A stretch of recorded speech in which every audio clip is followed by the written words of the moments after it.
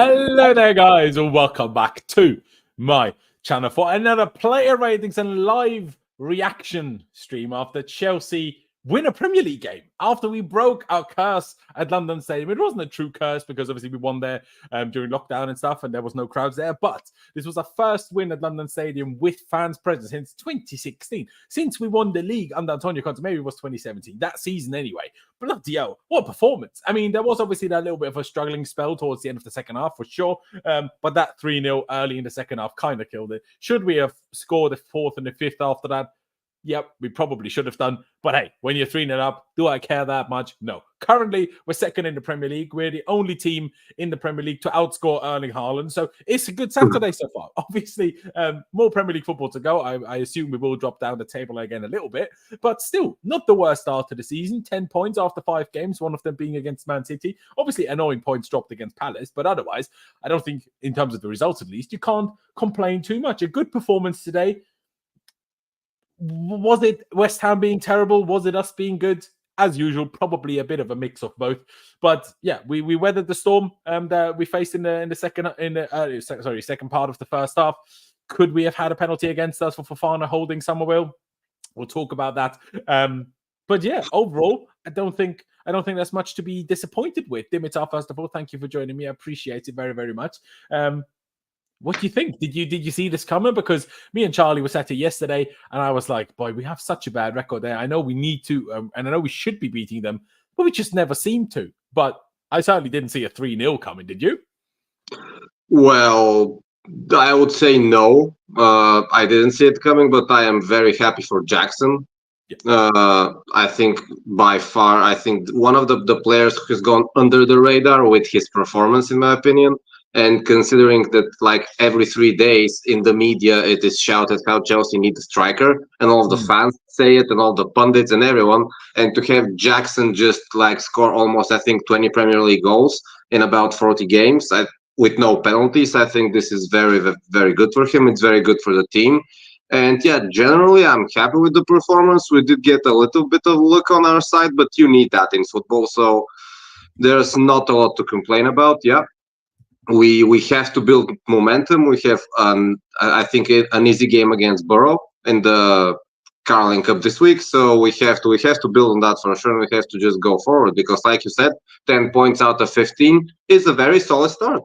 And considering we played City, we probably would not have asked for more, let's say, 2 months ago if you showed us the first 5 games. So yeah, we have to build on this. No, that's exactly it. If we looked at our first 5 games, obviously we would have said we would have expected and would have hoped to beat Palace. That unfortunately didn't happen. It is what it is. I also see in the comments, Ashraf saying bad news. We have 4 home games upcoming. So obviously we're seemingly better away from home than we are at home. But hopefully this kind of positive start to the season, a couple of decent results recently, will also improve the atmosphere at home and maybe therefore also the performance and the results at home. We can only hope. Like Dimitar said, obviously Barrow should be fairly straightforward, but Servette should have been fairly straightforward, and it wasn't. So, that's how it goes sometimes. But obviously, Servette is still significantly better than Barrow. So let's not be too negative straight away. I'm sure we'll touch on somewhat negative things throughout the game. Let me bring up actually something that we don't usually bring up straight away. Let me bring up the game stats because do I need to update them? We finished the game with less possession because who would have thought that, right? Like obviously Maresca ball possession, this, that, right? And now we finished the game with less possession. Now, obviously, part of that is we sat off a little bit in the second half of the first half, and then even for some of the second half, we kind of sat a bit deeper. Knew West Ham were going to have to try.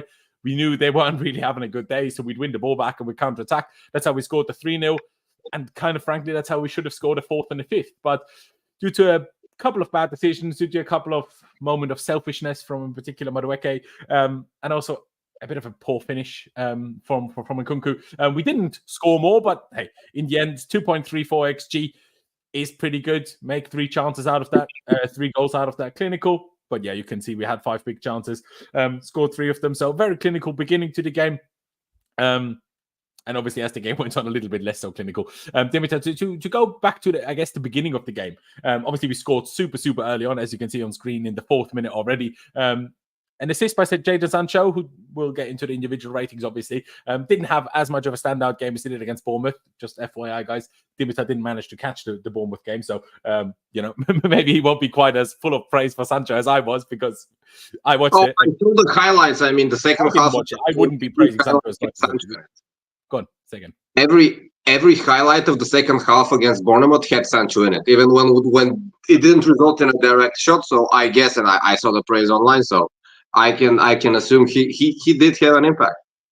Yeah, absolutely. First of all, shout out Bobby, big up yourself, big up everybody else tuning in. Ricky as well, Wing, of course, RD as well. I hope you're still here because you said this a few minutes ago.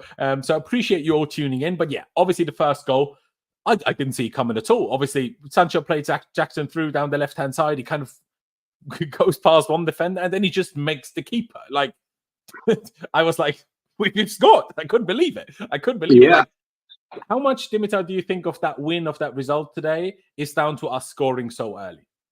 Well, I think not only scoring so early, but just being clinical, which is something that this football club probably hasn't had, maybe even in a decade. If we have to be more analytical, because if you saw the stats at halftime, we had 2 shots and 2 goals, basically, which is something that we never do. And also the third goal, it was basically 3 shots, 3 goals. And we got used to just not being clinical. We got used to having midfielders score penalties, swingers score worldies, or just Palmer do what Palmer did last season. And now seeing Jackson actually make 2 phenomenal, perfect striker finishes is very refreshing to see. And I was impressed. And people who have seen me on this channel know I like him. From the group chat, I was very much against assigning another striker to replace him. I more wanted someone to rotate with him, like Tony, for example. And I think that Jackson is slowly growing into a better player, into a better striker. I think he also could improve other stuff, but I think finishing-wise, he's getting better, because if you make a comparison between the first 18 games of last season and then, let's say, after March, when he started scoring almost every other game, and the beginning of this season, you can see there has been some improvement. And this game was probably the pinnacle of it, because he had to, let's say, they were not hard chances, but there are chances where you have to really do a good job to score the goal. Especially the second one, it was this outside of the foot finish, which you basically mostly only see in FIFA or in front of in front of your house on the street when kids play, because this is something that very rarely happens in a high-profile game. And I was very impressed. I mean, yeah, phenomenal for me. And this clinicality is exactly what you need if you want to be a good team, because as we saw today, we had moments where we completely dominated and moments where we soaked the pressure. And this is what football is. But if you do not capitalize on those moments where you're on top, you can't win games. Yeah. And if we manage to get a hold of that, I think, and if Jackson continues with even a resemblance of the form he showed today, I think Chelsea could actually do something good this season. Yeah, no, I completely agree. And I want to touch on something that you touched in, like, kind of your first statement, I guess, on the stream a few minutes ago, kind of talking about Jackson, how the media is very critical of him. Like, they all say, like, we need a new striker, and that's the thing we're missing. And obviously a lot of fans, even after last week, like, obviously Nkunku came off the bench, scored a winner against Bournemouth. And obviously it was also my stream title yesterday, like, should it be Nkunku, should it be Jackson? But I was very adamant within myself. I've got the F1 qualifying on the side here, and the Ferrari just crashed. So that's brilliant. Fantastic news, isn't it? Bloody Carlos Sainz. Why are you in the ball? Anyway, enough of that. Yeah, a lot of criticism. A lot of fans, like, saying when the lineup came out, it should have been Nkunku over the last few days. Now it should be Nkunku. Even on yesterday's stream, I had a comment, stop being idiots. Obviously, it's going to be Nkunku that starts. And I'm like, well, you were wrong. And by this, I'm not even trying to disrespect Nkunku in the other direction. I'm not at all. It's just, first of all, he is not a striker. But first and foremost, Jackson is a striker, is a good striker, and is doing well. I don't understand why people have come up with this idea that Jackson is doing badly. Like, did he have a fairly poor game against Bournemouth? Sure. But everyone had a fairly poor game other than Sancho until the last 20 minutes of that game. And by then, Jackson was off the pitch. And no, we weren't. Oh, well, the last 10 minutes he was off the pitch. But we weren't better because Jackson was off the pitch. We were just better towards the end of the game, mostly once Desarzi wasn't right back anymore. Which, weirdly enough, once he came on there today, No problem at all. My guy was doing roulettes on the sidelines and everything. Where was this performance last week against Bournemouth, man? Who knows? But obviously, guys, usually you know that we usually get straight into the, what you want to call it, into the player ratings, I guess. But because obviously usually it's not, oh my God, he crashed before he even started his lap. Sorry, dude. Like, what did you do? How can you crash before you even start? Yeah, he like was about to start his fast lap, goes through the last corner, getting like speed, and then spins in the last corner. What is he doing? But anyway, yeah, because obviously it was very much an attacking, positive game today. I was like, okay, if we start the player ratings as usual with the goalie and the defender, let's talk about the positive attacking bids for a little bit before we get into that. Dimitar, you touched on the second goal. Great pass from Caicedo. Great finish. Like you say, and not a finish that a goalie expects, which I think why... Yeah, it's an outrageous finish. I mean, because he had it on his weak foot, and watching it in real time, I honestly didn't expect him to score. I have to be honest. I just didn't expect him to score. I thought he would probably try to dribble past the keeper or something like that, but he shot it with his right foot, with the left curl. I mean, it was very unconventional, and it worked. Exactly. And I mean, to be honest, it was a thing on Twitter over the last few weeks and months. Not sure if people would have seen it, but people talking about how the Trivela is one of the most overrated skills, if you want to call it that, in football, because all it means is you have a bad weak foot. And is that true? Yes, 100%. It is true. And if Jackson trusted his weak foot more, he probably doesn't go for that finish. But hey, if you have a bad weak foot and you can score with a Trivela instead, who cares? Do you know what I mean? Like if you find a way to solve your problem, I don't have an issue with it. So I'll take that. Bobby says Jackson has some really bad misses, so bad they distract from his good stats. He actually is doing very well. I mean, you're right, but I think sometimes his misses are a little bit blown out of proportion. For example, Bournemouth last week, he had that through ball from Colwell, and he shot it first time on his weaker foot. The keeper saved it. Even the other one where he waited a tad too long and someone blocked it. Sometimes maybe the awareness in front of goal is what I think he lacks a little bit to, like, I don't know, have enough composure, which is exactly the bit that impressed me so much about his second goal today, because usually his like first time finishes where he doesn't have too much time to think about it is where he finds it easier. But when he runs on goal on his own and he has too much time to think, kind of I want to say this is a bit of a Chelsea striker syndrome, but actually it's kind of a most striker syndrome. That's when most strikers struggle with that, if anything. But at Chelsea, where it was Torres, where it was Morata, where it was God knows who else, right? They all struggled with exactly that kind of chance when they had too much time to think about it. Where do I put it? What do I do? And then they sometimes messed it up. And that's what I like so much about Jackson. And I'm sure he will have moments where he will miss that kind of chance again. But that's part of football. Like, sure, we all want everyone to be Eden Hazard, or we want everyone to be Messi, or we want everyone to be Haaland. But that's just unrealistic. Not everyone is going to be Messi or Haaland. Haaland is the person who misses most big chances every season anyway. Because he scores the goals and because people perceive him to be a superhuman, no one talks about it. But if Jackson, who scored, I believe, 14 or 15 non-penalty goals in the Prem last season, when he makes two misses, like it's all over Twitter, Facebook, Instagram, TikTok, and wherever. I mean, even my grandma has seen this clip of Jackson missing an open goal. And I think this is something to do a bit with player PR and how players are perceived sometimes, because, like, if you check some stats, for example, Saka has never scored more than, I think, 12 open play goals. Rashford has never scored more than 14 open play goals. And yet some people sometimes, when these players are on good form, they say, oh, they should get the Ballon d'Or, which is not saying that's not true, but player PR plays a big part in how the public perceives you. And at the end of the day, you have to deal with that, but sometimes it is unfair, I think. Exactly. No, I agree. And obviously we'll get into Jackson's individual player rating as kind of the last thing as we go through the player ratings. But I just want to highlight this because you're kind of talking about exactly that right now, Dimitar. Obviously last season was 14 because I think he's now for this season. And as you can see, Nicolas Jackson with 18 has now scored more penalty goals in the Premier League since the start of last season than, I'm not sure why they're mentioning Solanke, but Isak, Heung-min Son, Mo Salah, and Kai Havertz. Solanke had a fantastic season last year, and he got a £65 million transfer. So it's understandable. You're not wrong. Obviously, you're not wrong. But I want us to have higher standards than the Spurs striker, even though obviously Heung-min Son is also mentioned here. But yeah, no, big up Nicolas Jackson. And if you are a Nicolas Jackson hater, just please calm it down, man. He's a 23-year-old striker who wasn't even a striker until 2 and a bit years ago, who didn't even have football boots until he was 16. Give the guy a little bit of time to develop. He didn't grow up like Erling Haaland with the father of a Premier League footballer, having everything handed to him on a platter, knowing from birth, basically, that if he had the talent, he would be able to be a footballer. Born in Senegal, you don't know that. It needs a lot of luck whether you can make it to this or not. When you're the son of a Premier League footballer, if you're good enough to make it is very, very big, right? Like, so this is not, or not even making it. I mean, you just have a clear path towards it, and when you're outside of that road, you have to work extra hard to get in the world in the first place, to even show your talent. Exactly, and that isn't trying to diminish anything that Haaland does. It's not his fault that he was in that, privileged position, but we should still keep it in mind when we shit on our own players and our own striker for he missed a chance, now he's terrible, we all hate him now. No, our club is capable of signing players better than him. So he's, other than maybe Palmer, but obviously Palmer came from the Man City academy, so not too shocking that he's half decent.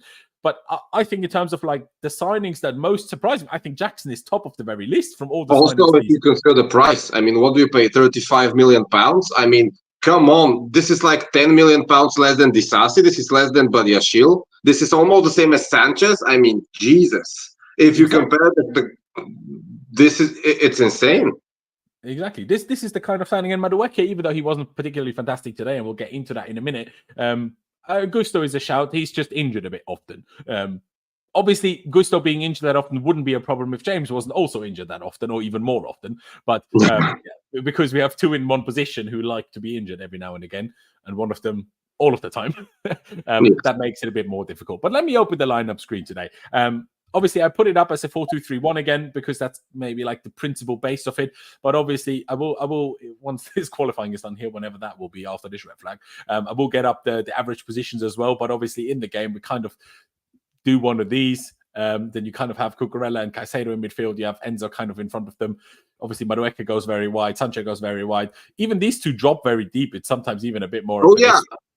I think at one point after the second goal, even Colwell was playing basically higher up the pitch than Cucurella.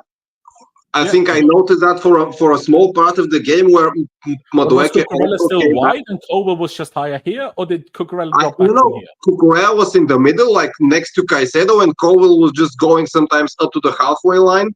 And Madueke was kind of mirroring that on the right side. It's maybe for 10 minutes after we scored the second goal. Maybe it was some sort of tactic to soak in pressure. I don't know.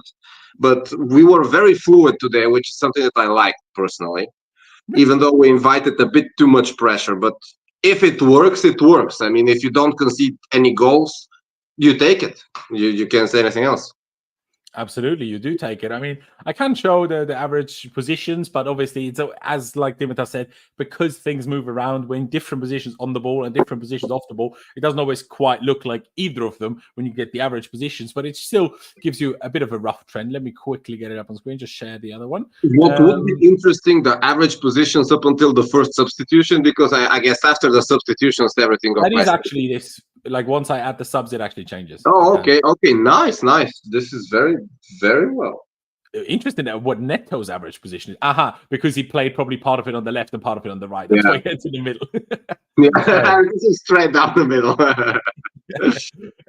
But yeah, there you can see it. Even what you're hinting at, the Colwell wasn't that far off of Cucurella. Also, that Tosin. Yeah, you can see they're practically next to each other on the left here. I mean, the average position. Exactly. The same for Palmer Madueke, which I also think is part of the reason why they struggled a bit to maybe impact the game a bit more, because they were a bit in each other's way. But it's still obviously we're now 5 Premier League games in. We had the 2 Servette games as well, so 7 games into the season. But we're still very early. We're still not even 3 months into this manager being in charge. So gaps, distances.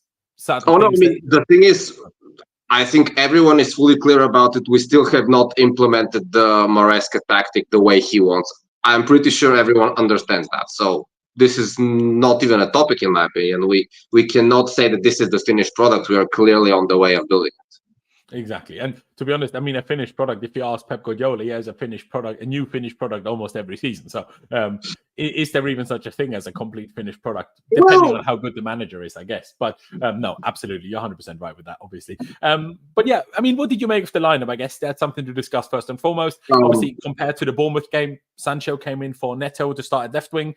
And Fofana, well, I guess Tosin came in for Disasi, and then Fofana played right back instead of Disasi, and Tosin played central centre back. Good changes for me. Like, I like it. He saw last game, okay, Disasi at right back. Let me not do that. Obviously, he did that in the second, well, for the last half an hour or so of today's game because Fofana was booked. But he didn't start with it. Sancho had a great game last game. He went with him. I like that in a manager. And I'm not saying this is necessarily a Poch problem. I had that problem with Tuchel sometimes. I had that problem with Potter sometimes, and other managers in the past as well. I really don't like it when I'm like, okay, someone played really bad last game, and the other one played really good last game, and then they start it kind of like not on merit, and the guy that played badly starts again, and the guy that played well doesn't get a start. And I never really understand why that happens. The only one that's really suffering from the situation at the moment is Mudryk, because my guy doesn't know how to get himself any minutes now. But sorry, Dimitar, I went on too long. What did you make of the lineup and the changes to it? I think we pretty much also yesterday discussed the center back, right back situation, and everyone agreed that probably they don't want to see Disasi, so this was expected. And the Sancho start, I guess it was also expected. I personally had no problems with the starting lineup. I even said it in our group chat. I think this is a very strong starting lineup and a strong bench, because I think apart from Lavia and Gusto, everyone should be fit. So we had basically all of the choices in the second half, and we brought, I think, 4 or 5 subs. So this is very positive for me. So we played a fluid formation, and what I like personally, what I did not think I would like, is that Maresca is more flexible than I thought up until now in the season, and the fact that we had less possession today shows me that, and this impressed me, and that I will very much praise him for that, because I fully expected us to be basically like Spurs, having like 95 minutes every single game, the same style, the same patterns, the same wanting to do the exact same thing, but it's not like that. Maybe that's because we still have not fully comprehended the ideas of the coach, but seeing how he manages games and how he manages the squad, I think maybe this will never be the case. So he maybe has understood, okay, this is Chelsea, we need to win every game, so I don't need to have 77% possession every game just for the sake of it. Sometimes we'll just sit back, which I very much like. Yeah. So yeah, I mean, I don't think I can say even a slight negative thing about that. So yeah, no, 100%. I actually 100% agree with that sentiment about Maresca, because everything we heard about, whether it was Leicester fans, whether it was people that were supposedly Leicester experts or whatever, they were all saying how essentially Leicester under Maresca last season played the same way every single game, with minor tactical tweaks to the same base setup. But that doesn't seem to be the case here at all. Off the ball more so than on the ball. On the ball, there are more similarities, but off the ball, we press the way we decide to defend, the shapes that we take up off the ball, they're different nearly every game almost. Like Maresca said before the game, like we've pressed in 5 different shapes so far this season.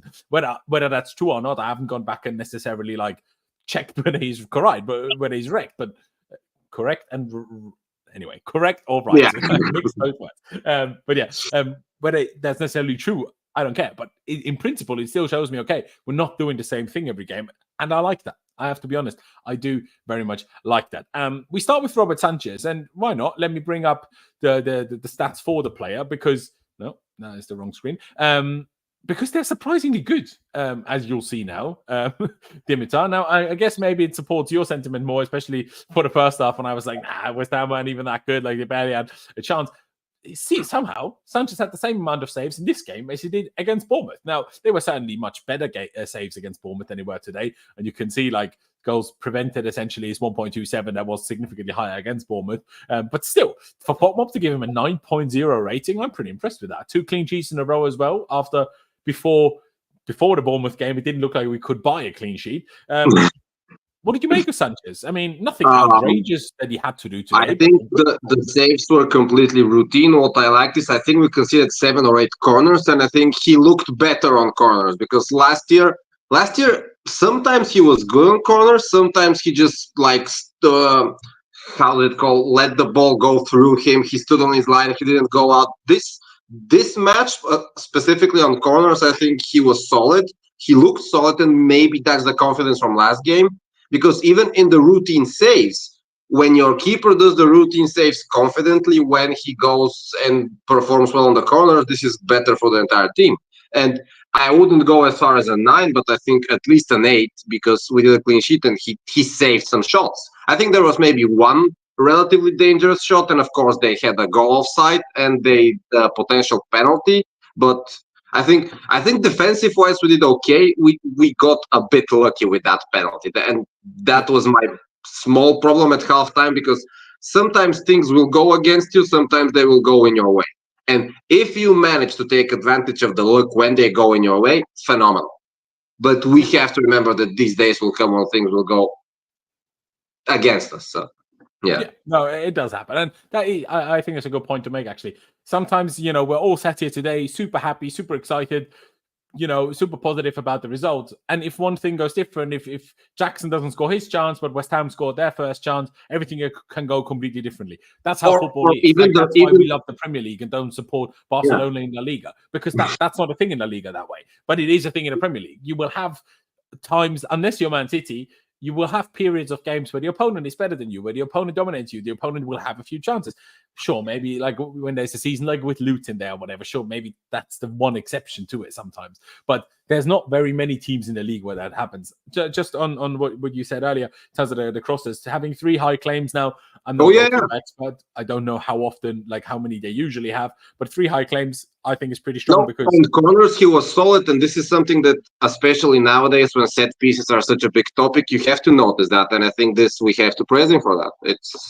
It's a big part of the game. I mean, Tottenham lose basically 2 points every week because their keeper cannot claim a single cross to save his life, and they can on set piece and corners. So if we have a better keeper and who eliminate that problem, this is points gained every week. It's no question, I think. No, 100%. You said 8. Part of me is kind of thinking 7. Ladies and gentlemen in the chat, let me know, what would you give Sanchez? Because I'm thinking if I say 7, it will add as of 7.5. But yeah, so ladies and gentlemen, please put it in the chat and get involved. Like, what rating would you give Sanchez? I don't think an 8 is far off, though. So I'll leave it as an 8 for now. But maybe if the chat gets... Maybe I'm giving him an extra 0.5 because of the confidence, because also he looked confident. And with Sanchez, we know sometimes it gets in his head and he had the Bozo gene. And if he can keep confidence, he's not a bad keeper. I mean, sure, he's not a top 3 keeper in the league, but is he a keeper good enough to get you top 6, top 4 when he's confident? Maybe. I mean, it's not out of the question, even though we would love to replace him. Yeah, we would. I mean, JP says 7.5. David says 8. So, clearly no one disagreeing too badly with us here. And I would like to next up move to, no, you know what? Let's do them left to right. Let's start with Levi Colwill. And again, I was very impressed. I don't know if you're as much of a fan of Levi Colwill as I am, Dimitar. We're still on Sanchez here, so let me quickly bring up Levi Colwill. I thought he was very, very strong as well. In the build-up to the first goal. Oh, no, wait. In the build-up to the second goal, sorry. No. In the build-up to the Palmer chance that Palmer missed, where he should have made it 2-0, that was a very nice run through a couple of players by Colwill, starting the attack. That was very strong, I thought. In general, I thought defensively was good. Let's look at his defensive stats. 2 out of 3 long balls is quite good, I guess. Well, the defensive stats aren't actually that great. Ground duels 0 out of 3. In the first half, Kudus and Summerville, they actually looked dangerous. I mean, nothing came out of that, but they did look dangerous. So for the defenders and Colwill, I like them, but they could have been better, especially Fafana, but I'm sure we'll get to him a bit later. Yeah. Because I was going to say that. I agree, obviously, Summerville and Kudus were dangerous, but they're obviously a bit more wide than Colwill most of the time. But I hear what you're saying. We saw the Colwill average position, so he was going on that last night, and he was probably also stepping up a bit to meet Kudus and to try and limit him, not so he can't penetrate the box, so to say. But yeah, I mean, I hear that. Although again, like with the average positions, obviously on the ball, Colwill was very left, but off the ball, then Cucurella runs back and Colwill comes a bit more inside. But obviously, there is those transition moments where Colwill still needs to defend the wide areas. Dimitar, what rating would you give Colwill today?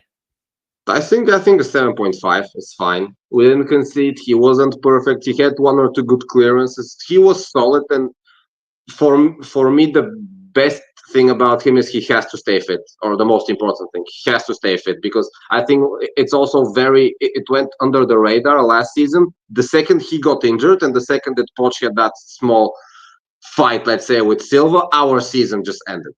Because we lost, I think, 2 out of the last 20 Premier League games, but we had 7, 8 draws. And if we had Colwill and Thiago Silva, I think we could have even made Champions League. Of course, that's in the past now, but the thing is, we have to keep him fit. And I like that he's fit. I like he's playing. He's also confident. So I think 7.5 is reasonable.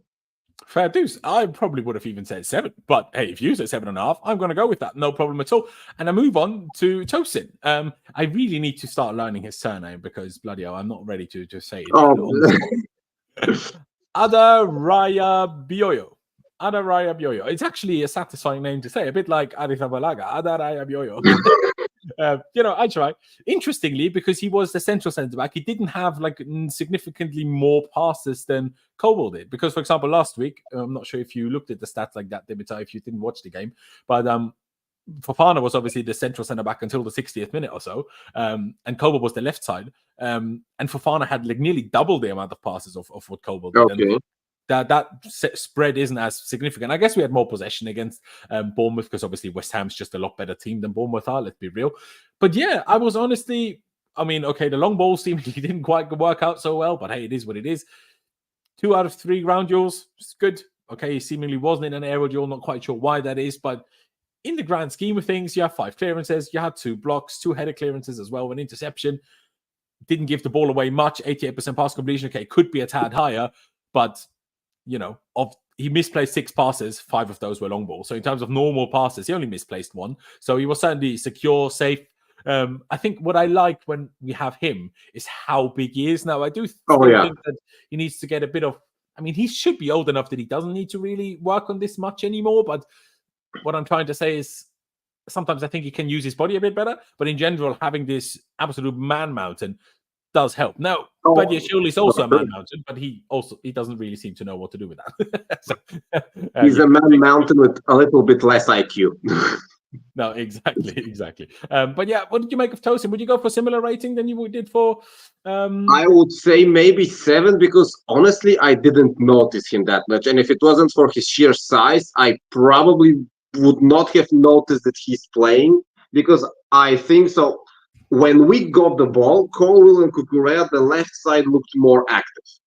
And when we were defending, I think the right side with Fofana, Madueke, Caicedo was more busy. So I think kind of central, not a lot of things happened. And of course, I think Fofana stole the show defensively in the first half. So I would say 7, but just because I really didn't notice Tosin that much and he was not involved. So he did nothing wrong, but also he did nothing special. So I think a 7 is fair. And also, I think this is his first start for us. I think. No, well, against Betty started. Oh yeah, but in the league, it's his first start. So it's. I think a 7 is fine, and a clean sheet on your debut. You can't ask for more as a defender. Yeah, no, you really can't. You really can't. I probably agree with the 7. To be honest, I know this is we're agreeing a bit too much with each other here. Also, why are Ferrari all of a sudden terrible in qualifying? How the fuck is that? I don't understand this. This is rather miserable. But hey, here we are, fucking 9th and 10th all of a sudden. How has this happened? I don't understand. But I just wanted to add something to what you were essentially talking about with the central centre-backs, obviously, kind of having a bit less to do. Part of that is that definitely West Ham starting without an out-and-out striker, because Bowen was their striker. They didn't go of course. I think Fullkrug was injured, maybe, because I don't think he was on the bench. Oh, he's injured. Yeah, he's injured, yeah. And they didn't start with Michail Antonio. So, yeah, I'm sure that played a part why maybe the night for Tosin and Colwill weren't that bad. Also, why Tosin maybe wasn't in any aerial duels, because West Ham didn't have any strikers. So, I'm sure that will play. And also, like you said, we had less possession. And in this system, the center back seems to be like the linchpin of this resetting possession, this control possession. When you have less of that, you obviously will have less contact with the ball. So I would say he didn't do anything wrong. It's just that this game played out in such a way where he was not so relevant, but that's also not bad. I mean, it's definitely no criticism of him personally. No, I do agree. And the last of the back 3, if you will, we'll go back to the other screen in a minute. Wesley Fofana. Now, obviously, need to mention, out of position to an extent for him as well. When we're off the ball and he kind of shifts over the right back, as much as he's certainly better suited to it than Zazi, still not his position. So as much as we might be a little bit critical of him now, it's still to some extent also understandable. And I'm sure something also West Ham purposely tried to exploit. I'm sure of that as well. But yeah, obviously he got a bit of a run around by Summerville in parts of the game, but didn't give the ball away much. Only misplaced 4 passes. One of those was a long ball. Duels wise, not amazing. 1 out of 4 ground duels, but obviously that penalty moment where he held Summerville goes to the ground, he kind of holds him by his hand. Now, the official reasoning given by this Twitter account, I should maybe have prepared getting it up, but it was very short. He did not hold him for long enough. I saw that, yeah. Exactly. So not continuous enough holding or whatever. It was kind of like a quick pull rather than significant holding. It was just I guess you can give them that. And I did feel that first and foremost. I'm like, why? Like, I just think he fell too easily. And I just think he made the ref think, why you flopping around like a whatever. I mean, I think that's first and foremost where the pen wasn't given. Why I'm not as harsh against us and as harsh against Fofana is for 2 reasons. And Dimitar, you can share your reasons for why maybe you are in a minute. For me, is I've seen us not get this kind of penalty, whether it is a pull on the hand or a pull on the shirt, so often, like countless amount of times. And I was often furious about it. But at the same time, I'm like, maybe I should just, because if I'm a defender and I see this kind of decision not given on almost on a weekly basis, if I watch all the Premier League games, then I guess it's kind of a smart thing for the defender to play with on the edge of the rules, I guess. Like back in the day, defenders used to be praised for exactly this. Now, it was a bit of a risky one, and he certainly got a little bit lucky because on another day, maybe the penalty does get given, but didn't happen today. So overall, because he got rings run around him a little bit, I'd probably say 5.5, maybe 5. Maybe I'm giving him that 0.5 extra because he was kind of out of position. But Dimitar, maybe you will change that rating. What did you make of the penalty moment, and what did you make of? I think there is a component to that. He's not a right back, but I personally feel he did the same type of pulling like 10 minutes after the penalty incident, and he got a yellow card and they got the free kick for that. It was basically the same thing. He just took someone's hand and he brought him down in front of the box. And in my opinion, yes, it's a bit soft. If that penalty was against us, was for us, I would want us to get it. And even if it's against us, I think maybe if the ref had given it, I would not be mad because it's a stupid foul to make. Because sometimes, yes, the attacker will go to ground easily, but you have to not give him a reason. And this pull on the hand, it was very silly because it was also not that effective. Because I think Summerville, if he wanted, he could have stayed on his feet and actually gotten the ball, but he just went to ground too easily. So I think it was a poor piece of defending, and I think generally his defending one-on-one was not that great. And that is something which should not be relevant if you're a right back or a center back, because you will always have opposing attackers running at you. More so in the right back position, of course, so we get more exposed there. But I think I wanted to give him a 5. And I'll probably say that, but I'm generally not impressed by Fofana thus far. And I know he had such a long time out, but I think maybe Maresca should face him out a little bit and just let him on the sidelines. Maybe play him against Borough, play him in the Conference League. But I think in the Prem, he's not that great from what I've seen thus far, and he's not that stable. And he's kind of the opposite to Colwill, because Colwill sometimes he radiates confidence and he radiates experience, even though he's 22, I believe, or 23. Colwill looks much more composed. Fofana, he looks a little bit rash. And I just get basically the same feeling with him that I get with Disasi, which is lack of confidence sometimes. Wouldn't you say, if you go back to former defenders, that you can also say Rudiger was very rash, but you can be rash and be good? Because do you want both your centre-backs to be the same? Oh, because no. If the right-backs are fit, Fofana plays next to Colwill. And then I think that's actually a good mix. One being like that, one being like that. I generally agree. I just think he's made a couple of mistakes this season so far. I mean, he's made. Sometimes they weren't punished, sometimes they were. And I think that, Tosin may not be better. He may be better. I can't say that after watching them for such a little period. But I think Tolson maybe deserves a chance, even for a couple of games to play or start and to see how we play, because after all, that's why you have a squad. I mean, you can't have Fofana as a permanent starter, because I don't think he's earned it. If he goes out of the side, if we start conceding goals, if we start losing, then okay, bring him back in. But I would personally try and give him a rest. Also, from the standpoint, he was injured for 2 years. You can't have him start every single Premier League game all of a sudden. I think this is also he will probably start every Prem game because he's not in a Conference League squad for that reason, to get kind of that extra rest. Okay. I didn't realize that. Okay, but obviously against Barrow in Tuesday, that is cup game, so he would be in the squad. But I assume that he will probably get rested. Otherwise, they probably wouldn't have excluded him from the Conference League squad. But yeah, sorry, mate. I was typing at the same time. Did you agree with a 5.5, or what rating? I said a 5 for me. I said a 5. I think he should do better. Okay. Which is again I mean, I'm okay if we let it as a 5.5, but I just think that this 0.5 is basically like it because he was out of position. This is the. No, I do agree. I do agree. A couple of people in the chat, one person in the chat giving him a 6, maybe even 6.5. I think that's 6.5 is pushing it a bit. It's pushing it a lot. I mean, yeah. But yeah, I guess with Coble, we gave him that ever so slightly higher one. Let's give Fofana that ever so slightly higher one as well. We move on to Mark Cucurella. Now, Dimitar, how do you see it? Because for me, Cucurella, obviously there's a few others that you can also mention in this kind of context, but for me, Cucurella is almost the first name of the team sheet now, or certainly one of the first few.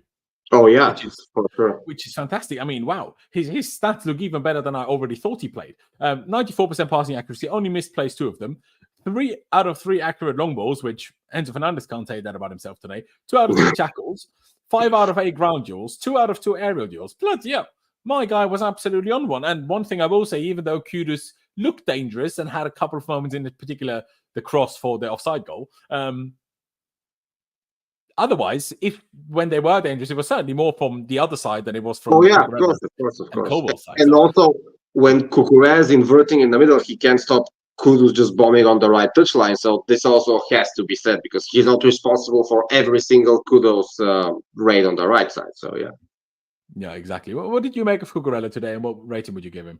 I think his tactical flexibility is such a great asset, which is, I think, is still underrated, because watching a game when we are out of possession and in possession, you will not be able to tell, is this guy a natural, I think, CDM or a natural flat back, because I think he plays both positions in a very good manner.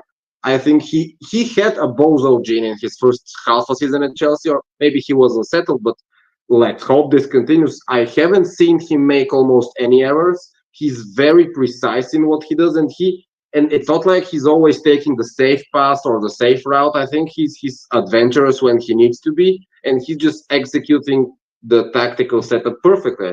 I think without him, Chelsea would have been a much different team.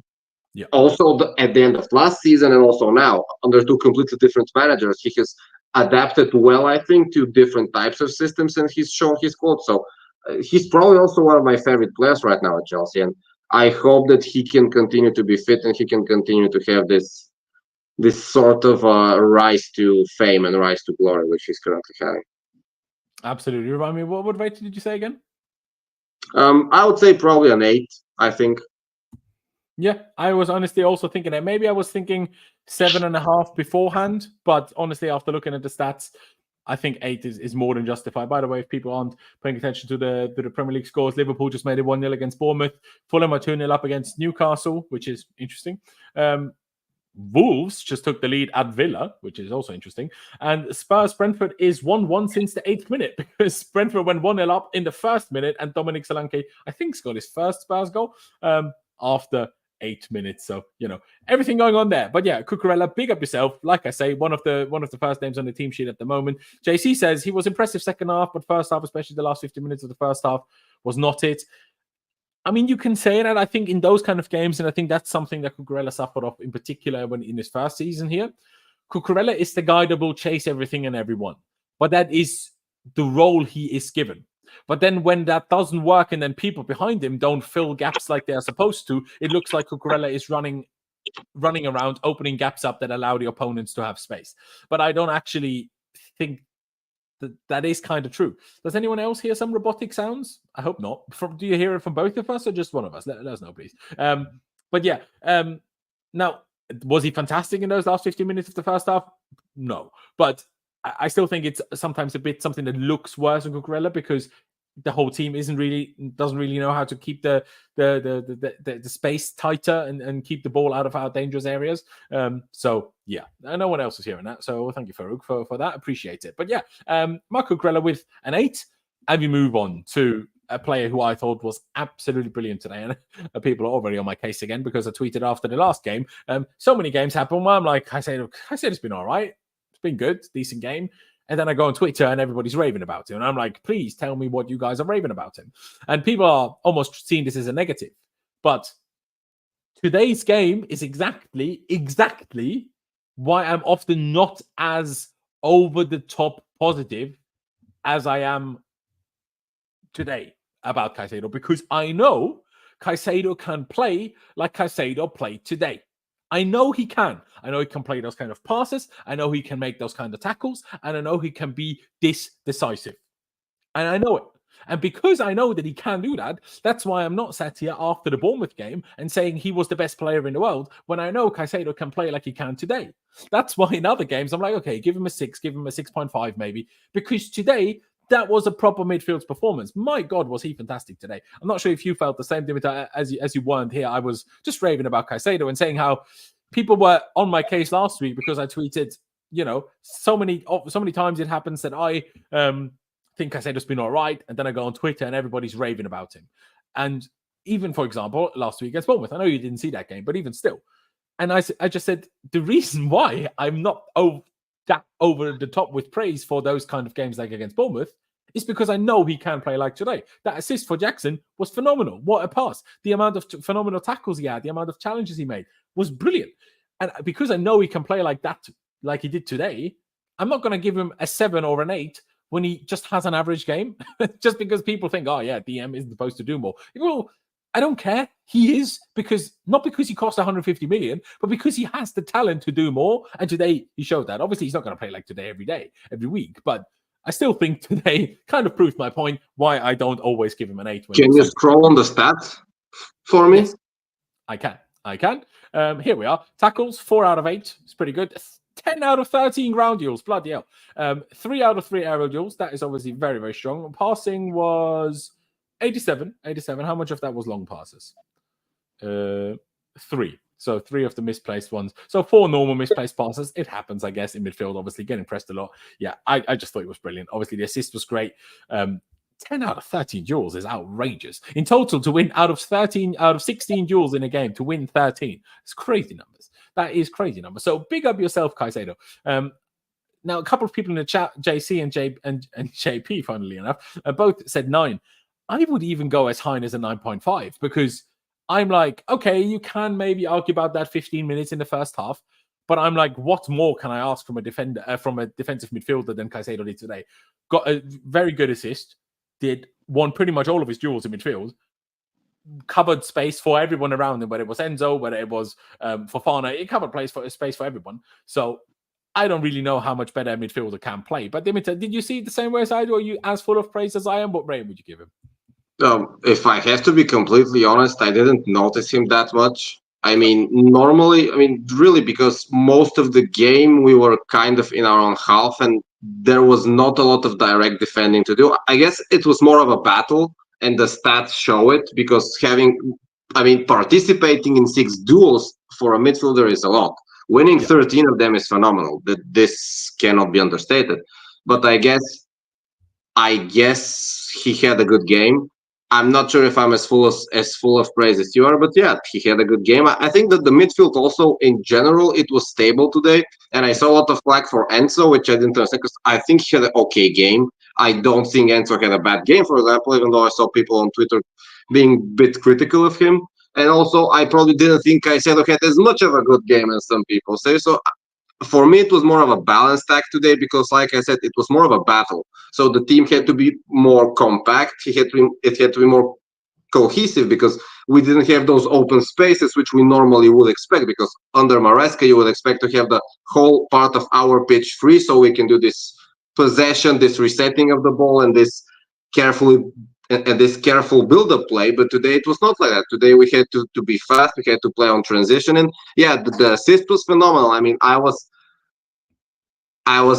very surprised by that entire goal. The assist was phenomenal. The pass was perfectly weighted, and then the finish was amazing. I mean, if that was Lampard and Drogba back in the day, you couldn't make the difference. You wouldn't have thought that those aren't imposters. Do you know what I mean? Exactly. I mean, it was very, very impressive. So I'm personally going to say 8.5. So if you go with your original 9.5, then it goes to a 9, I would say. I think, which is probably fair. Yeah, but I'm going to give the guys a poll, even though I think they won't vote for the higher one anyway. But JC, it makes a fairly valid point here, which I kind of agree with, because I don't think Jackson. Well, maybe you could give Jackson a 10, but I think a 10 for a striker. Maybe he got 2 assists in the goal. 2 goals and an assist. What else can he do? Yeah, no, it's true, and it's not like he missed another chance either. No, I mean, there was only one. I'm going to stick to my 9.5 for Caicedo, and I'm just going to give Jackson a 10. That's what keeping it shorter. So Caicedo gets his 9, which is also good. We move on to Enzo. You spoke about him already. You thought it was decent. What rating does that equate to? I will get up the stats as you speak. I mean, during the game, I was probably thinking 7.5 because it was not phenomenal, but he didn't do a lot of wrong things because my opinions on both Enzo and Caicedo, and sometimes what I hate about Caicedo is that, like you said, he has a decent game and people start posting stats about 97% accurate pass and hyping him up. And then on the other spectrum is sometimes he makes horrible mistakes, and these go under the radar because we didn't get punished. For me, Enzo is basically in the middle because he doesn't make a lot of mistakes. Sometimes he's just not involved. Which is, yes, he should work on that because he is supposed to be that creative playmaker, that driver of the ball, that the soul and heart of the team, basically, when we attack. This is what we bought him for, and he's not that. But I think today he did his job. When we got the ball today, I felt secure most of the time because we didn't lose the ball in midfield. And even though these stats are not perfect, he still had 90% accurate passes, which is, I think this is fine for an offensive midfielder, for a midfielder who is supposed to take the ball from our half and bring it to the opposing half. This is not bad, I believe. I mean, no. So 7.5, nothing special, but yeah. If I scroll through the stats don't look amazing. Now passing is okay, 89%. Long balls 1 out of 5. I have to say I did notice a couple of passes that annoyed me that were for me very unlike Enzo, because he tried a couple of through balls to Sancho on the left and he just underhit them. I think it was 2 or 3. Now Sancho isn't the fastest, and maybe Enzo still needs to get used to how quick Sancho is potentially. But yeah, I wasn't a particular fan of those because I give Enzo a decent amount of leeway defensively anyway, because he kind of starts off in possession as a number 10 and then needs to revert back. And then, like people say, he's bad defensively, and he is. I will scroll down to the defensive stats in a moment. They don't look great. But I think because he's dropping from the 10 to the 6, he's always kind of behind, if that makes sense. So, like, he's trying to catch up in challenges, in tackles often, if the opponent moved the ball quickly enough. And then it's very difficult to either not commit a foul or let alone win the ball. But yeah, the defensive stats don't look great. 4 out of 11 ground duels is not fantastic. 0 out of 4 aerial duels. Now, do I expect Enzo Fernandez to win aerial duels? Not really. But, I mean, Cucurella is at least the same height, maybe smaller than Enzo. And Cucurella won, I think, 3 out of 3 aerial duels. So you clearly can. Obviously, it depends on who you're up against. That obviously makes a difference. But yeah, those stats weren't great. I mean, I would have... I'm not going to say he was absolutely awful. His off the ball was much better. See, interesting. I didn't think that either. But I maybe understand.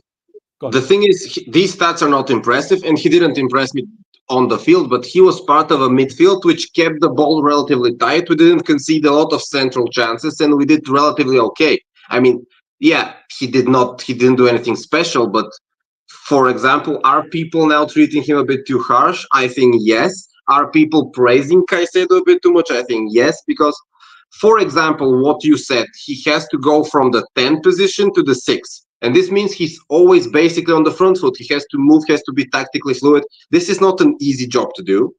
No. And yeah, can he do it better? Of course, but can he also do it worse? I guess. I mean, if we see Dewsbury Hall in that position, I doubt it would be as good as Enzo.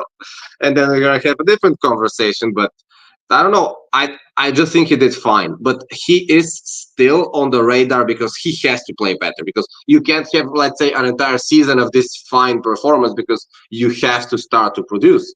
Because we spent a lot of money on you. We got rid of Gallagher for you. We got rid of Jorginho, Kovacic, basically these players, so you can play. So he has to show quality, and this has to improve. But let's say, I think if we win 3-0, and if he played like today, I take it personally. So 7.5, I think. 7.5. I mean, I'm surprised that we think of it quite so different. Yeah, I was thinking like 5.5, 6 for Enzo, which, I mean, if I do 5.5, if I do 6, because I think 5.5 is too harsh. I will say that. I agree with that. But if I do 6 and you do 7.5, I guess it gives us a poll between a 6.5 and a 7. You guys think that's too high? Bloody hell! I think this is fair. I mean, it's fair. I mean, I can't disagree that he could have played better. This is for sure. I mean, I cannot disagree on that. But I just think it was not as bad as people make it out to be. Yeah, no, but I think giving someone a 6 isn't like saying they were terrible. Oh, I mean, I don't mean you, because I mean, I saw people on Twitter who were very critical of him around the 6. That's what they enjoy being. I mean, but yeah. By the way, Bournemouth are now 3-0 down at Anfield, and supposedly Kepa is having 3 stinkers on all 3 goals. So I haven't seen them yet. Did Salah score any goals? Because I have him in my fantasy. No, he didn't. 2 Luis Diaz, 1 Darwin Núñez. By the way, last week I took Callum Hudson-Odoi off my fantasy and I made Salah triple captain. It was an absolute masterclass. Salah got 1 assist so far. It's something. Okay, yeah, it's something. Yeah. Yeah, guys, I'm gonna give you guys a poll. I'm just gonna get it up now. For Enzo Fernandez's rating. Enzo Fernandez rating out of 10, and I'm gonna give you the choice between 6.5 and 7. Please place your vote in the poll. It should be in the chat any moment now. I've placed start poll, so should start any second. And we move on for Enzo, as I put on screen for now, the 6.5/7. And I guess next we go to Cole Palmer, who had an interesting game today, I would say. I mean, I will bring the stats up. I think when you get to Palmer, I just add something? I saw something in the chat. Someone says that Enzo came in midfield compared to last game and made the midfield better. Do you think that today the midfield was better than last game? Because I didn't watch the Bournemouth game. Yes, it was. So technically, then, I guess even though he didn't impress, this is maybe another small argument. So he wasn't that bad as people make it out to be, because objectively, I can imagine that Vega did not do much last game because he wasn't in the highlights a lot. I have to be honest. No, Vega didn't do much, and Vega, to honestly, the last game obviously changed the roles, right? Because last game everything was a bit different. Like last week, it kind of if you imagine Enzo was Vega. Yeah, it was kind of one of this rather than a 3-2-4-1. It was more of a 3-3-4, and then Vega was kind of here, Caicedo over there, and Cucurella played this role, and then almost. Yeah, I saw someone said Cucurella's playing false 10 on the left. Yeah, that is not badly put, to be perfectly honest. So that obviously changed the situation for everybody. I don't think this is purely okay. Enzo came in for Vega, that's why Enzo was better, and also if Enzo's standard is being better than 14 million euro Renato Vega, Enzo should be significantly better than Renato Vega. I think it's a fair point if you say that if he comes in and makes the midfield better, that should be a bit of positivity in his credit. I mean, not a lot, but it's still a factor, because we know that when Lavia's injured, the next thing is Vega. So I don't think there are also a lot of options currently for Maresca, sadly. No, that is very, very true. But we move on to Cole Palmer. I'm just opening his stats up. The stats don't look bad, but this is a very interesting game for Cole Palmer for me, because obviously he scored a goal, fantastic finish. Otherwise, I don't think he was that great. He did a lot of stuff. That was arguably, it was closer to this than it was to Palmer being the sole 10, because Palmer dropped very deep to receive the ball in a lot of occasions, didn't really manage to link up with Madueke very well at all. There was some misunderstanding. Sometimes Madueke passed when Palmer didn't want it. Sometimes Madueke made a run or Jackson made a run and Palmer didn't play it. Not his best game. And I mean, we were 2-0 up early in the game. Or in particular, after the first goal, we were 1-0 up, and I didn't even think Palmer had touched the ball yet. So make of that what you will. But yeah, I think he was decent today. Got a goal, but not the finish was amazing. The finish, as usual, with him I have no idea how he did so good. I really don't. It's insane. True. He just has no nerves. Like, he just has no nerves. I mean, his individual class, if the team can click around him, having this individual class on top of that in these moments, this is what makes a good team. And like you said, he didn't do much, but I also think he didn't have to, because the game changed after 2-0. I mean, if you are 2-0 after what was 17, 18 minutes, then the game completely changes. And then I also think you are right. There was a bit of also tactical misunderstanding between him and Madueke when we started to soak pressure, because the team was not so fluid. But personally, I would say he did what he had to do. He had one chance, he scored it, he was there, he didn't do any mistakes. I'll probably go with a 7.5 for him as well. Okay, maybe an 8 because I gave Enzo 7. So an 8 from me, and I think he just has these moments when he's insane. Yeah, no, he does. He does. He obviously had that miss as well. You can see his 2 shots today. The first one was the goal. Well, this one was the goal. The other one was the miss. Kind of strange, actually. Yeah, he should have scored. Yeah. See, but that was already at 2-0, right? If I'm remembering correctly. At 1-0, that was. At 1-0, okay.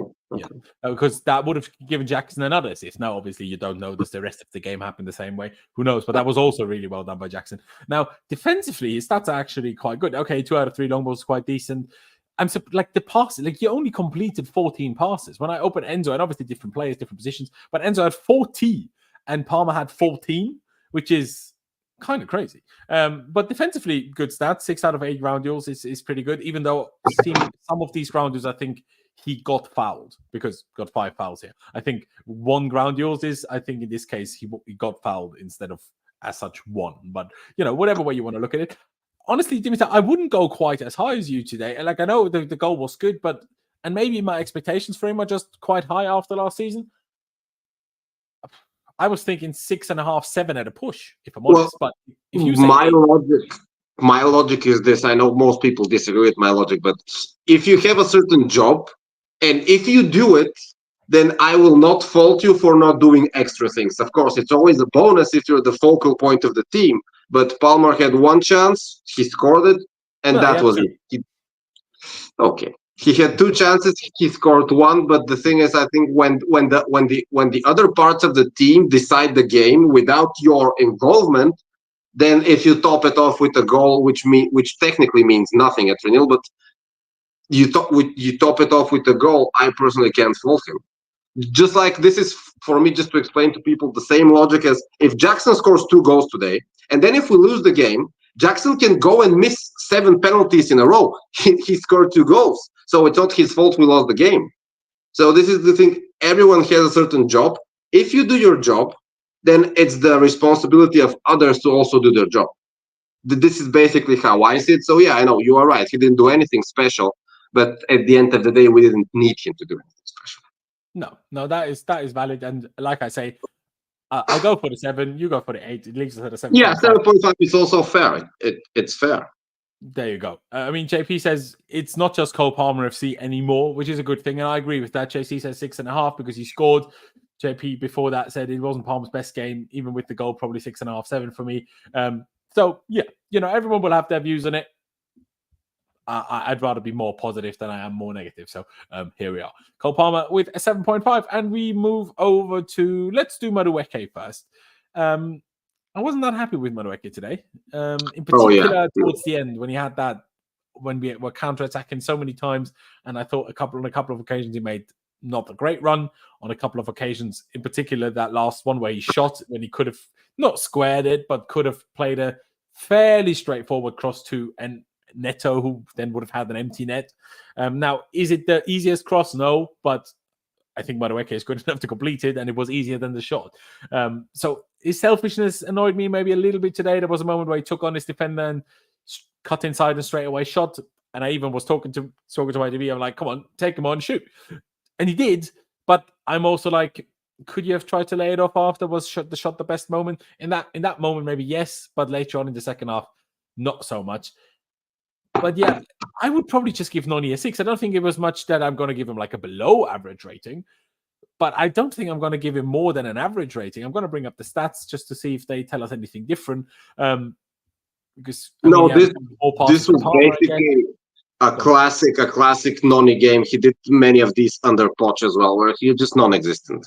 And he does maybe something good, he does maybe something bad, but he was completely out of the game. I think he was out of the flow of the game. He was out of the general vibe of the team, because on the left side, even if Sancho did nothing else apart from that assist, he came back to the halfway and he tried to get the ball maybe 2 or 3 times. Nothing happened because of that, but he tried. Noni, I feel he isolated himself on top of the general, maybe a bit like I said, team confusion when we went 2-0 up, because we had no reason to attack massively, so we just pulled back. And on top of that, he just isolated himself. Yeah, I mean, before we move on to Sancho, on that note, first of all, what rating would you give Madueke? Would you agree with the 6? I was thinking a 6.5, because in the end we won. But if you leave it a 6, I don't mind. Actually, it's very I think giving Madueke a 6 if Palmer gets a 7.5 is a bit harsh, because I think in the game, other than the goal, there wasn't that much difference between them, in my opinion. But hey, that is correct. If you want to give him a higher rating and push it up, do so. Okay, let's say 7 from me, so it goes to 6.5. Yeah, okay, that convinced me actually, because you are right. Palmer did not do a lot much more apart from the goal, and let's say 1 point more for a goal seems fair. Yeah, no, that is okay. And I did, just before we move on to Sancho, even though it kind of involves Sancho as well, I have a point and a thought, because something that I praised a lot after the Bournemouth game is that for years now, under Tuchel, obviously we didn't play out-and-out wingers, but even still. And then under Potter and then under Poch, we always had the issue, no matter who played left wing, we basically didn't use the left side. And we said, like, Cucurella doesn't work with Mudryk. It's Mudryk's fault. He doesn't demand the ball enough. When it was Sterling, it still didn't really change anything. Now with Neto against Palace and against Bournemouth last week, in the first half of each, it also didn't really change anything. The left side was basically not involved in anything. And now, against Bournemouth already in the second half, the right side all of a sudden was not involved. And today again, with Sancho playing on the left, all of a sudden the right side was basically not involved. Like, we did so much more down the left-hand side. You can even see it with the touch map and the pass map. Palmer having so little passes compared to Enzo. Like, they both dropped. Now, I know Enzo did it a bit. And also, Palmer's chances came when he was through the middle and going on the left side. So basically, on the right, almost nothing happened on the right. Really, no, exactly. Like nothing. But I'm curious now whether it's not like a thing of, okay, Madueke had a bad game and that's why this happened. But because it's weird to me that it was for 2 years. What we are talking about now with the right-hand side was almost every game, the left-hand side. And now all of a sudden that Sancho plays on the left, this same issue seems to apply on the right-hand side. So I don't know if this is like, obviously you want to overload one side and then you have more space on the other one. You switch to play, you have more space. But we don't do that. We don't switch. We don't overload the left and then switch.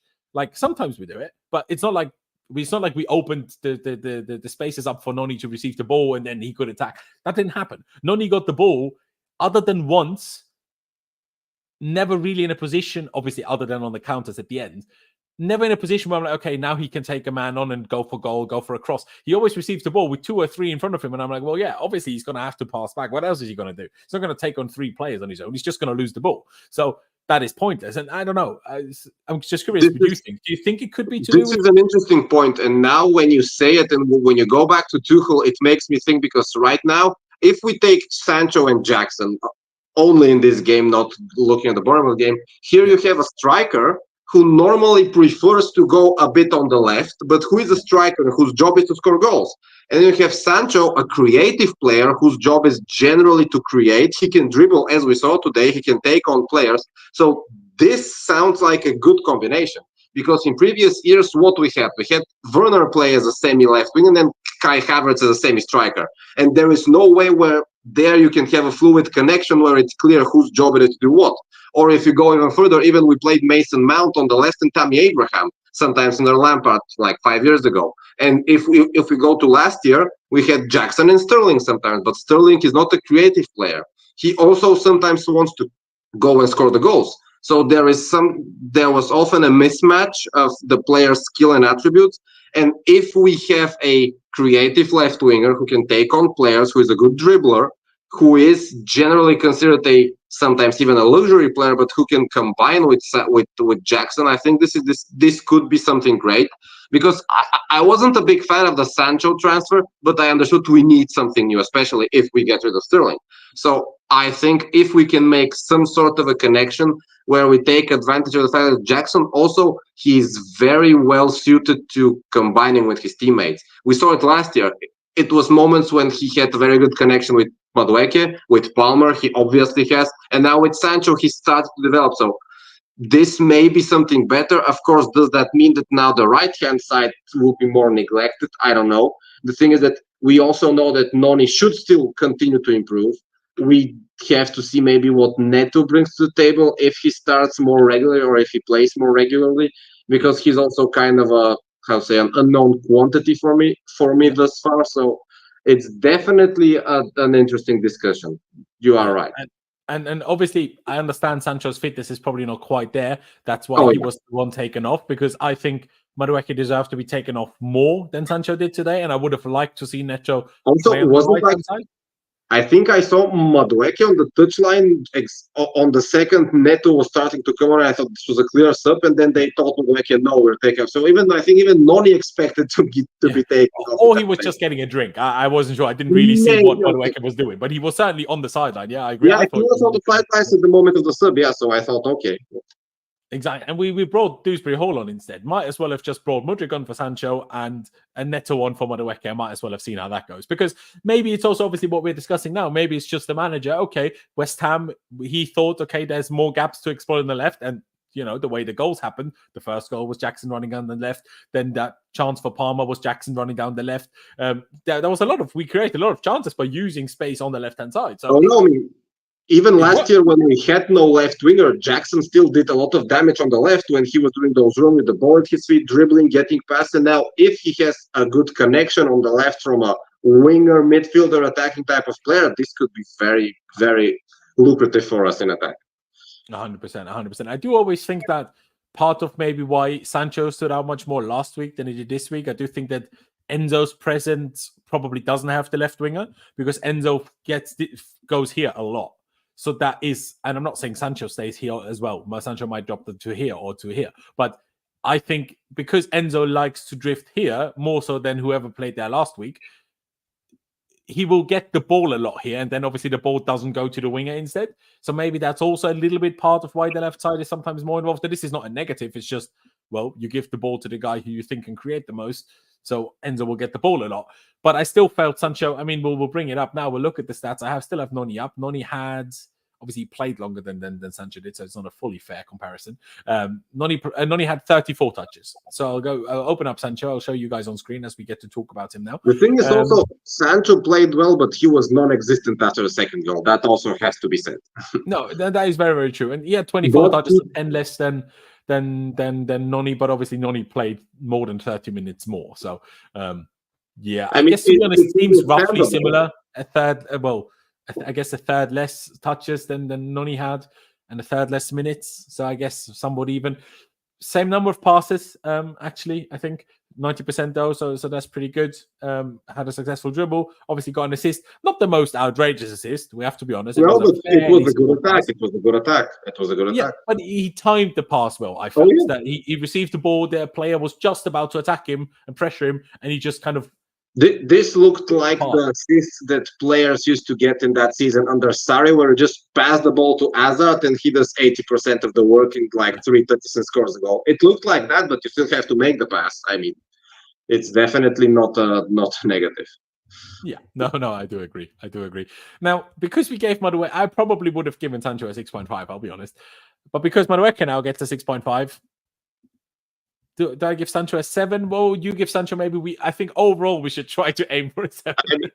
I was thinking about the 7 because for me, the assist made him better than Noni. Also, I think he tried a little bit more. Of course, it didn't work a lot more. It didn't work much more better, but I think he tried. And I think it's clear that Sancho, or clear after seeing highlight last week and 60 minutes today, it's clear for me he wants maybe to get his career back on track. And this is the most important thing. Because I have friends who are Manchester United fans. I have a friend who works in the Dortmund Academy. And what he's told me about Sancho, his perception is, if Sancho is focused, he can do a lot of things correctly. But if he's not focused, if his head is not in the game, then you will notice that on the pitch and in training. And we just have to hope for the best, and we have to hope that he wants to be here and that he wants to improve. Because if he wants, I'm sure he will be a very good servant to Chelsea Football Club. Now, will he be the best player in the league? Probably not. But can he be serviceable? Can he make, let's say, 10 to 15 goals and assists per season? Yeah, for sure. He's clearly talented enough. 100%. I think that's not even up for debate. Yeah, no, I agree. And like I say, maybe I would have given Sancho a base 6.5, but I think with the other ratings that we've given, a 7 is probably the most fair. He did get that assist as well as it wasn't the most crazy assist. He still got himself involved, and I think obviously what you said when you had Dortmund and whatever. I just think he's Ten Hag just got it all wrong with him. I think he tried to give him like the cold treatment a little bit and hoped to get like a bit of a reaction out of Sancho in that way. But it kind of seemed to have created the exact opposite. And Sancho just reacted very The thing is, we say Ten Hag got it wrong because Manchester United are a mess. If Man United had won the league last season, no one would be talking about Sancho there. But because they performed bad, then you have these talking things. And more, well, obviously overall, I don't watch United every week. I don't know everything that goes on there or not. But just more on Sancho's specifically rather than the overall did he get it wrong, just with Sancho specifically. Because like you just said, I just think Sancho is one of these guys who just needs affirmation. You know, when he doesn't have that good of a day, he needs affirmation. When he doesn't train so well, don't go to him and scream in his face. You need to train better. You need to take him to his side, say, mate, we know you're good, but you need to train a bit harder. Come on, you've got it in you, blah, blah, blah. I think it's just, there just needs a bit of affirmation. Yeah. Everybody's different. So, yeah. But because I think we all said that, right? Like, did the signings of Dewsbury Hall and João Felix as a combination make so much sense? No. Sancho, because we let Sterling go, was to some extent necessary. Now that Maresca seems to also be kind of building on him, or, you know. Also, the price, you have to consider, I think, is it 25 million, the buy clause next summer? Which is, I mean, yeah, this is like, what, 10 or 12 million less than Dewsbury Hall? I mean, come on. Now, even though Sancho's on bigger wages, I mean, there are certain transfers which, even if you don't like the player, even if you say, okay, I think Sancho's finished, the value of that transfer proposition is much better than most of the things we did this summer. So 100%. If it turns out to be great, phenomenal. If not, it's still a 25 million purchase. This is a risk which you should take 10 out of 10. Yeah, in my opinion. Especially because he took a wage cut as well. That obviously tops it off. Yeah. Absolutely. And then we come and finish it off in terms of the starting 11 with the man of the match of today, Nicolas Jackson. Obviously, we spoke a lot about him at the beginning of the stream already. You can see just 23 years old, 2 goals, an assist, 14 out of 17 passes is good as well. Created 2 chances, obviously the one for Palmer as well, plus the assist that he got himself. 2 out of 2 shots that like on target. He only had those 2 shots and he scored both. Yeah, which is good. Okay, the duels could be a bit better. Aerials get involved. The thing is, he was also isolated from the game, but he did his job. 2 chances, 2 goals, 20 minutes in. What else can you want? I mean, even if he stepped off the pitch at that moment, he would still get a 9. Exactly. And if he was still on the pitch when Nkunku had that header, maybe he scores a hat-trick as well. And actually, I'm not sure if Maresca was told this, but my commentator told me no Chelsea player has ever scored a hat-trick against West Ham. So purely for that reason, I would have left Jackson on the pitch to hope he can get a hat-trick. But yeah, Jackson was utterly brilliant today. I can quickly get the picture of his match ball trophy up as well. We said most of what we wanted to say about him already in the beginning, I suppose. But Dimitar, I said I give Caicedo the 9.5, so I'll give Jackson a 10. I assume you're not giving him 10, but what are you giving him? 10. I mean, it's insane. Also, what impresses me a lot with him is his passing improved so much from last season. His decision-making. If Noni Madueke had the decision-making of Jackson, he will also have 10 goals and assists every season. Because the way he assisted that goal for Palmer, he did a perfect fake on the right, saw Palmer in space, and just eliminated the defender with one simple pass. I mean, this is what I love personally, because it's front foot on the pace, it's attractive attacking football, and I like players who can do that. Yeah, exactly. Just quickly, randomly, on a side note, obviously Bayern won 9-2 in the Champions League in the week. Now, after 65 minutes, they're 5-0 up. They've scored 14 goals in less than 2 games. What the fuck? I mean, well, what is this company Bundesliga tax? What is this? Do you know what I mean? Thing is, I think they made decent transfers as well this summer. Yeah, I think they did. It was a good signing, especially. Who else did they even sign other than Olise? They signed some youngsters. They got rid of some dead wood. They apparently fixed, because there were apparent issues behind the scenes. It's what I heard. Obviously, I live in Munich. I'm not gonna say I know people in the dressing room, but what people were saying is there were some backstage issues, which hopefully got resolved this summer. Did Also, they actually buy a new centre back, or did they only sell De Ligt and just go without an extra one? I think they bought some young kid. I'm not sure if he starts, but as far as I know now, people are much happier behind the scenes. This is what I know. So yeah, it's not surprising, unfortunately, but Bayern is nearly as big of a mess as we are, but in a league where that costs you first to second and not first to 10. That costs you only memes. That costs you only memes. Nothing more. Hey, memes get interaction, so building the brand. But yeah, just quickly, this post-match statement from Jackson as well, because we touched on it earlier. A lot of criticism for him, and I just genuinely don't understand where it comes from. He says plenty of talk, and I've been injured for 2 months. People forget that as well. He got injured on his ankle in the international break post-season with Senegal, and then didn't do pre-season. Like he traveled, but he did like separate work, like rehab. Yeah, I'm pretty sure he had 0 minutes in preseason.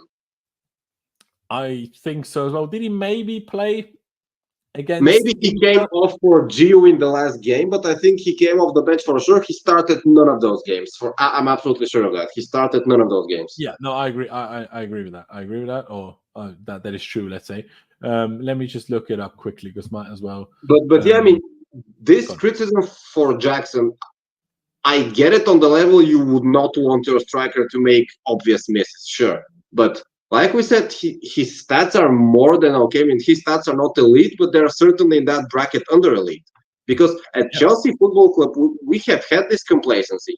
I remember where Tammy Abraham scored 15 non-penalty goals, and he was getting pelters from the fan base that he's not good enough. And then maybe not in that season when he actually scored the 15 goals. I mean, even in that season, because like every time the discussion is Chelsea need to buy a striker, and back then it was what? It was probably Cavani. It was get Lukaku back, get Morata, or something like that. I mean, people always want a high-profile striker, and sometimes you don't need that, because even if your striker scores 16, 17, 18 goals, that's not bad in the Premier League. Look at historical data. Look at strikers who have scored over 15 goals even in one season. There are not that many of them. And if you consider 15 non-penalty goals, well, oh my God.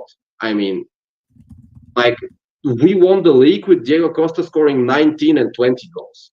Yeah, exactly. It's not like he scored 45 goals. I mean, yeah. I mean, obviously that was Pep's first season.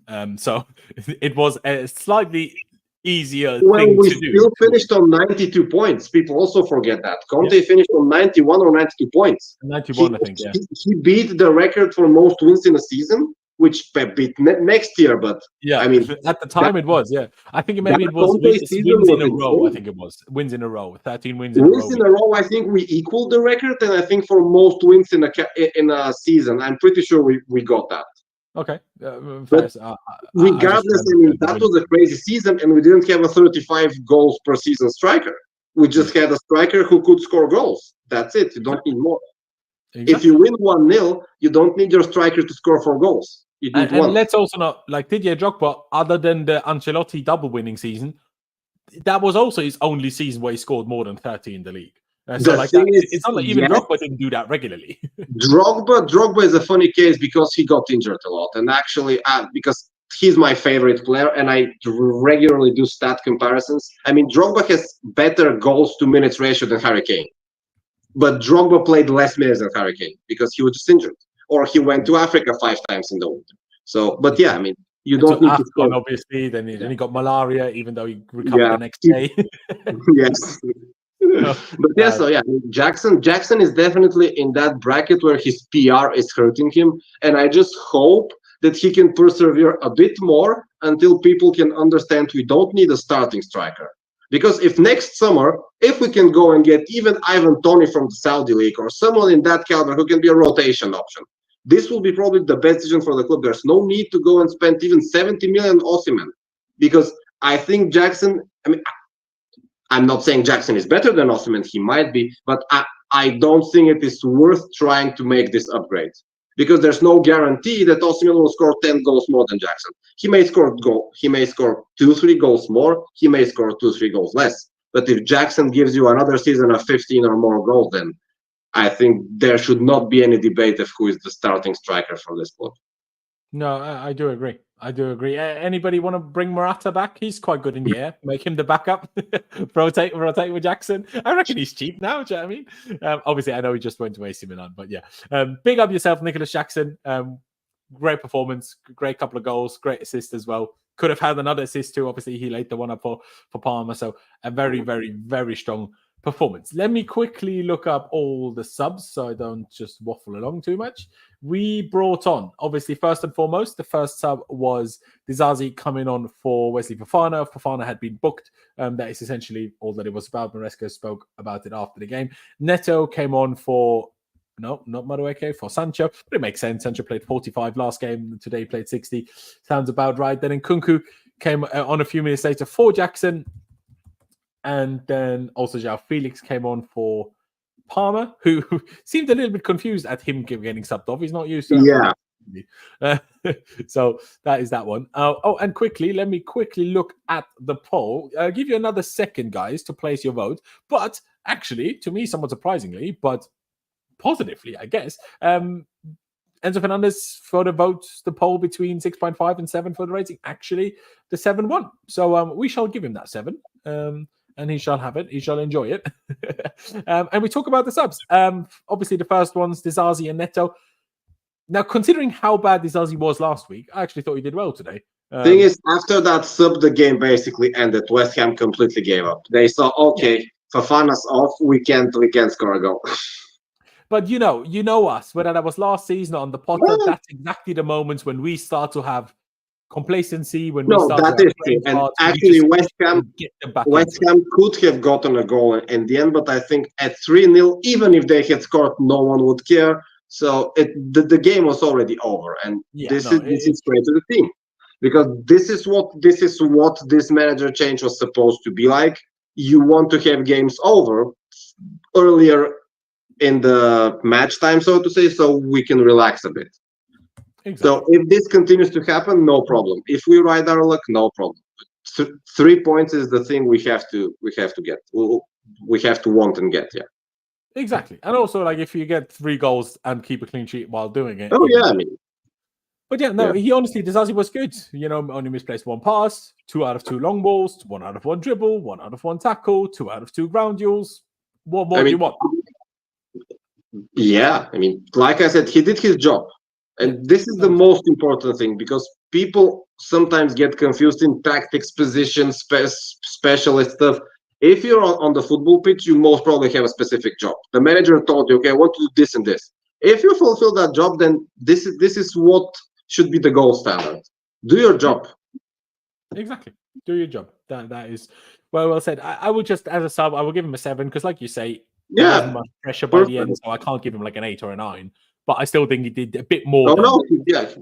I think he did no worse than Tosin, maybe even a bit better than Tosin, but 7 seems fair. Because he played a lot. He played like 35 minutes, 40 minutes. He played a lot. So exactly. So there you go. And the same applies to Neto, though. I mean, we had the counter-attacks, and Neto looked dangerous and quick in those. He's trying, but he has to improve on the end game product, I would say. But he's trying, which is also he tried 4 crosses, didn't come off with one of them. He successfully completed 2 out of 3 dribbles. That's pretty good. So 4 out of 6 ground duels as well. He's okay. I'd probably I don't know, probably a bit more than just average. Some would say 6.5. It's not that deep. But just quickly, throwing it out there. Would you go along with that? Do you want to go 6? Yeah, I mean, it's fine. It's fine. Yeah. Thing is, Neto should also, I think, should start to play a bit better, should be more impactful, is what I say. No, but I agree with that. I really hope that he gets to start at right wing on Tuesday. And I know that's against Barrow. So even if he scores 17 goals, it's still Barrow. But I want to see him on the right. He needs confidence. He needs confidence, and he needs a bit of stat padding. I mean, if you see his historical data, he could use some stat padding because even when he plays well, GA is not necessarily where he will shine. So exactly. I guess when you play for Wolves, right, it's difficult to stat pad very often. And then when Wolves play cup games against lesser teams, they want to rest those few star players that they do have, I guess. So he won't often get the opportunity. And also he needs to get into rhythm. And let's hope he plays. Let's hope he scores a goal. He assists a goal, and let's have an easy and fun away day. He hasn't gotten injured yet, unlike Reece James or Gusto. So it's something. Nkunku, I think even though Nkunku also played 25 minutes, I genuinely, other than his header, I don't remember anything from him. Yeah, and with Nkunku, I think you said it in the chat, like today or yesterday. I also feel sad about Nkunku a bit because he was the messiah last season. He was on everyone's lips the entire year, and now he's fit, thank God, and there's no place for him in the team. Yeah, he'd probably prefer being injured right now. I mean, that will be less miserable than sitting on the bench. But yeah, I'll just give him an NA just to keep it a bit simpler. But he should have scored that header. Now, is it a good save? Yes. But it was a good save. It was a good save. I mean, but he could have scored. XG, once he headed it, was 0.98. So, yeah, make of that what you want. João Felix, and I know he played the same amount of minutes as Nkunku, but I guess maybe because he played a bit deeper, I noticed him a lot more. Even though he had 2 shots who were close to being goals, but I thought he looked a bit more lively and a bit more impressive. He was more involved. I'm proving a point. Was definitely more involved. He was more involved. Yeah, I mean, obviously Palmer scored today. We know Palmer's one of our most important players today. It's just because Maresca was yesterday talking about Palmer and Felix are our number 10s. Now, again, I'm sure he will play on Tuesday. I'm intrigued because, with Felix, you just never know. Because if that volley goes in, we're raving about it. And he could have gone in. You could argue he should have scored it. But what I like about Felix, he's this skillful, tricky player. Just let me say that. He's this skillful, tricky player. But he hits the ball so fucking hard, man. He's it's like Mudryk in training, but Felix does that in games. And I'm not saying he scores it every time, but fucking hell, he hits the ball hard. Like, not a lot of players do that. What were you going to say, I mean? Because what I want to see is maybe a combination of Jackson, Palmer, and Nkunku, and maybe Sancho, which means Palmer on the right, maybe even for an experiment, 1 or 2 games, or Palmer and Felix together while Palmer is drifting on the right. Because I think we should only do that once we have an actual right back in the team again. Fair enough, but I think we have this talent on paper. And I think we should give them chances to express themselves. Sometimes, of course, not there yet. We're not going to go away at City with Palmer right wing and Felix in the 10. This is not going to happen. But we should try and give players chances to express themselves, because I think sometimes what happens is you have a starting 11, they play, let's say, 10 or 9 or 8 games in a row, and then the other players, they just lose rhythm. And they also, maybe they get distracted, they don't believe in the project. That I don't know, but I want to see more options, and thus far, I am liking that under Maresca. He is trying it. If he continues to try and give players chances, super, because he gave Vega a chance, he's giving Tosin a chance. He seemingly is willing to play around with the starting 11, which is the only one that's not getting a chance is Josh Achimpong, unfortunately. Yes. I still don't really understand. You have your 2 first-team right-backs are injured, and you have 1 right back in the academy who's arguably the current best talent in the academy, and you're not even putting him in the squad. I'm not saying I would say it's the same as Poch last year. I mean, these managers, they are not willing to risk. They're not willing to risk their jobs. I mean, for him, the risk of just playing Fofana or Disasi, I think, is lower than playing academy graduate. See, for me, it's like after Disasi was so bad last game. Now I understand what you mean. But you know the way he took Fofana off today?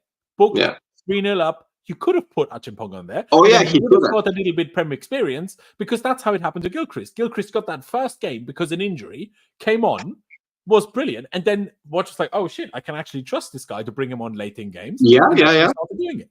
And I think that's what should be happening to Achimpong. But also, Maresca is obviously still very early.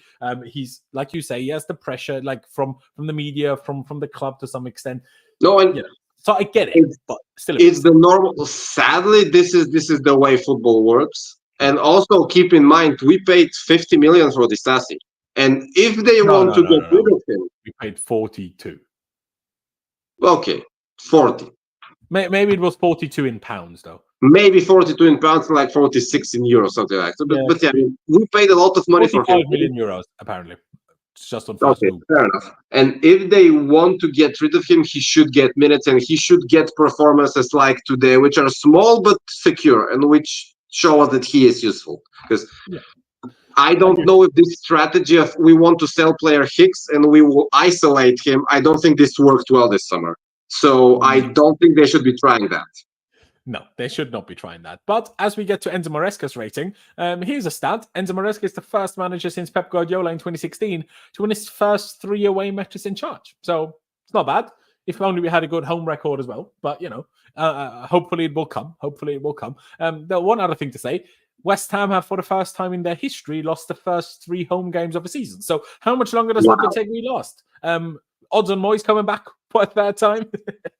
But the same thing happened last time they sacked Moises, right? They sacked Moises. Yeah. So I think, was it Pellegrini who they got in? Tried to play this football. Yeah. Didn't work. Sacked him again. Brought Moises back. So I feel like we're seeing the same thing again. But of course, but it's normal, I guess, for West Ham.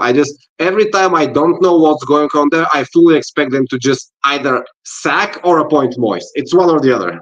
Yeah, no, exactly. Because when you look at their signings, Fullkrug came maybe a tad bit injured, but Wan-Bissaka, they have Kudus, they have Paqueta, they bought Summerville, who looks good. They've got and Michail Antonio, who's essentially their backup striker. Now that's a good backup striker for a team like West Ham to have, if you ask me.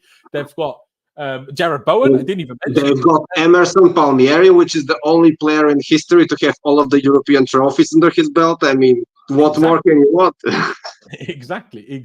So, West Ham, they should be doing better, but let's see how it goes with Lopetegui. On Maresca, though, I would say an 8.5 or a 9. I'm somewhere there. I'll agree with a 9. I'll agree with a 9. I don't think 10 is maybe slightly overdoing it, because there was periods in the first half where with a bit of bad luck, we could lose control of the game, and God knows what happens. Then if they score 1, God knows what happens, right? Anything could happen. But I think the subs worked that he made. I say the subs worked. We didn't score after the subs. I think that with the subs, they were correct, because you were resting players who needed rest and giving minutes to players who need minutes. Because the subs, they changed nothing about the game, but about squad balancing, about squad management. This is how you should make subs. And this is why I also gave him a 9, because I think the game was dead, basically. So, okay, let's give these players a chance. And if you see maybe Neto score a goal, Felix score a goal, and this boosted confidence. So these were the right subs for sure. No question about it. Exactly. And because Noni wasn't subbed off at all, I probably expecting him to not even be in the squad on Tuesday, probably gets a full rest after playing the 90 today. So, I think Maresca did a good job.